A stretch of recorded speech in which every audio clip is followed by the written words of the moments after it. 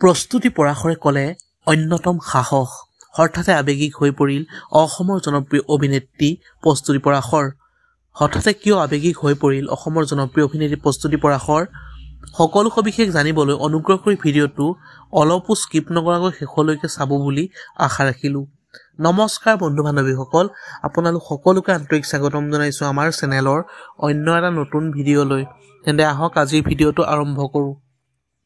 পোনপ্ৰথমে এটা কমেণ্ট কৰি জনাবচোন অসমৰ জনপ্ৰিয় অভিনেত্ৰী প্ৰস্তুতি পৰাশৰৰ অভিনয় চাই কেনেকুৱা পায়।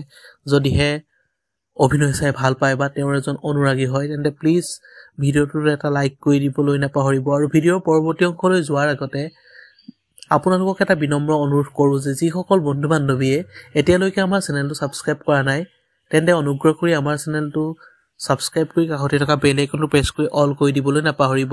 তেতিয়াহে আমাৰ চেনেলৰ প্ৰতিটো আপডেট আপোনালোকে পোনপ্ৰথমেই পাই থাকিব। সামাজিক মাধ্যমত অসমৰ জনপ্ৰিয় অভিনেত্ৰী প্ৰস্তুতি পৰাশৰে এক বিশেষ পোষ্ট শ্বেয়াৰ কৰি কয় যে কিমানখিনি আৱেগ অনুভূতি থাকিলে এখন নাটে দৰ্শকক এনেদৰে আজুৰি আনিব পাৰে।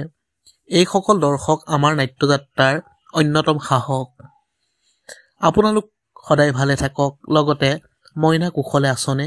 নাটকখনিৰ কাহিনী আৰু চিত্ৰনাট্যক ৰাইজে ইমানখিনি নিভাঁজ মৰমৰ টোপোলাৰে আৱৰি ধৰাৰ বাবে আটাইলৈ অশেষ ধন্যবাদ। স্থান নেহেৰুবালি, নগাঁও।